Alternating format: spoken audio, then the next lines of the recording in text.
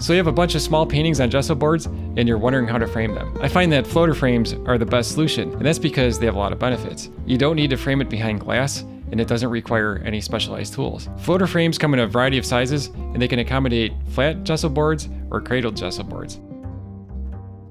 The benefit of using the floater frame is that the full painting gets displayed, the edges don't get hidden. If you look at a regular frame, it has a recessed edge called a rabbet that hides maybe a 1/4 inch of the painting. So if you look at a small painting like this, my signature's down here, that actually covers it up and it hides part of the painting. That might not matter on a large painting that's 18 by 24, but on a painting this small, that 1/4 inch does cover up quite a bit of the painting, and that's why I like using floater frames. So a floater frame is really easy to use. You don't need that many tools. All you need is a pencil, a ruler, a pair of scissors, wire cutters, and some type of adhesive. You can use wood glue, silicone, and I'm going to use foam tape for this one.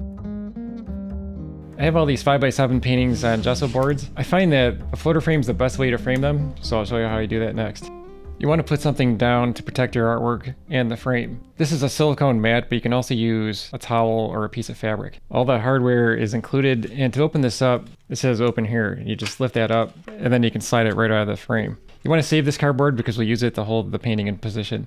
There's a set of instructions. Here's the bag of hardware that has the screws and the hanging hardware. You'll notice that there's 2 sets of risers. These thin ones are for 3/4 inch panels or canvases. I'll use these later in the video when I frame a 3/4 inch panel. And these are for different flat panels. One thing you really want to pay attention to is that one side is longer than the other, and that's to accommodate different thicknesses of panels.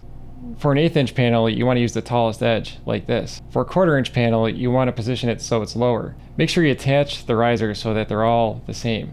So the reason why you need risers is because if you just put this in the frame like this, it sinks to the bottom and that doesn't look right. For adhesives, you have 3 different options. You can use wood glue, silicone adhesive, or double-sided foam tape. If you're looking for something permanent, you could use wood glue. If you ever tried to separate 2 pieces of wood that have been glued together, it's usually the wood that gives out before the glue. Silicone is really strong too, but it is reversible, and I used it in my duo frame demo. But for this demo, I'm going to use double-sided foam tape. And I found this tape from Arteza. It's double-sided and acid-free, and it can hold up to 2.2 pounds per square inch.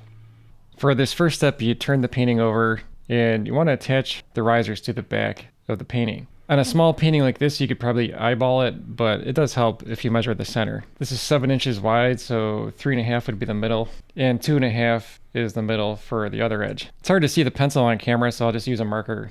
This foam tape has a red backer on there, which is nice because you can tell if it's been removed or not. You want the painting on top of here because, as I said, you want to use the tallest edge, and that means we'll want to position the tape like so. So you can just press it down like this and then cut at this edge. Peel off the backing, and this side is sticky too. You don't want to position it right on the edge because you might see that block from the front. You want to move it in slightly, maybe 1/8 of an inch. Once you have it where you want it, you just press it down. It can be a little tricky to get this red backing tape off, but once you do a few of them, you get the hang of it. I use a utility knife to get it started. I have all 4 risers attached to my painting. You flip it over, and you can drop it in the frame. And now it's at the right height. So this is where the cardboard from the packaging comes in handy. What you want to do is rip it up and wedge it into the sides of the frame. So what we're trying to do is center this and then wedge the cardboard in there to hold it in place so we can turn it over and drive the screws into it. It'll make sense as I do it. Now that's one sheet folded in half. A lot of times I'll take little pieces and wedge it in there so it's really secure. Okay, that's in there pretty good. And then you just sort of like adjust it so that the spacing is even all the way around the frame. Now you can lift it up and it doesn't fall out. Carefully turn it over. In the bag of hardware, look for the 4 screws. You can use a drill to drive these in, but you gotta be careful that you don't overdo it. So I just use a regular screwdriver and I take my time. I usually flip it over and check to make sure the spacing is still correct. That looks good, so I'll put the other 2 in. I'll turn it over and then remove the cardboard. All you have to do now is attach the hardware. You want to attach the wire about 1/3 of the way down. So this is 6 inches, so that'd be 2 inches. They recommend using a 3/32 of an inch drill bit to drill the guide holes. If this were a cradled panel or a canvas, you would drill into that. But since there's nothing really to drill into here, you would drill into the side of the frame. Before you drill, you want to put your safety glasses on. There's the hole, it's 2 inches from the top of the frame, and you can use an electric drill. Sometimes I use a manual drill. So these are the screw eyes, you just turn them in there. Usually you can just turn these in by hand, but if it gets too difficult, you can use a screwdriver to get some leverage.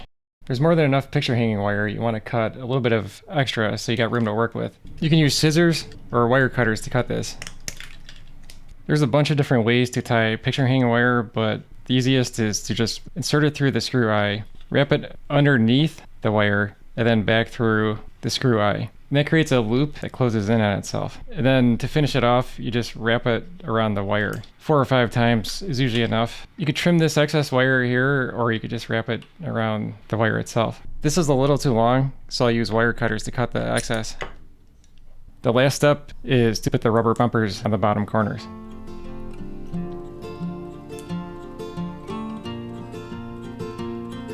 I was curious as to how strong this foam tape is, so I glued together 2 pieces of gesso board. You can see the foam tape along the 4 edges. Let's see how hard it is to remove this. That's really sturdy. I think the way to separate these boards is to cut through the foam.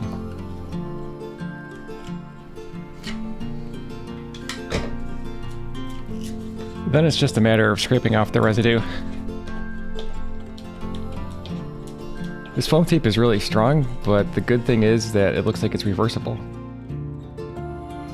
So this is a 3/4 inch panel, and that's when you use the thin 1/8 inch risers. Everything else in the process is pretty much the same. The way that you attach the picture hanging wire and the bumpers, it's all the same. The only difference is in the risers. When I place the 3/4 inch panel in there, it sits in there too deep. You can see the edges a little too high. These risers are 1/8 of an inch thick, and that's just the right height for this panel. When I set that in there, that sits in there much nicer. You do want it to sit a little bit lower than the edge of the frame so the frame will protect the painting. In this case, I'm going to use the silicone adhesive. And that's because the foam tape is 1.5 millimeters thick, and when you add it to these spacers, it might be a little too much. So I'll just put a little bit along the edge. You want to leave a little bit of a space. You don't want it right to the edge. You should let the silicone dry overnight, or at least for a couple of hours. That way it won't slide around as you drive the screws through the frame. You can cut the cardboard 1.5 inches by 2 inches, and then you fold it lengthwise. That way it's about the height of the panel. The process is pretty much the same as the 5x7. You wedge the cardboard in here to hold it in place while you turn it over. Then you attach it to the frame using the 4 screws. To attach the wire, measure 1/3 of the way down from the top and drill holes for the screw eyes. Finally, attach the wire and bumper pads, and it's all finished.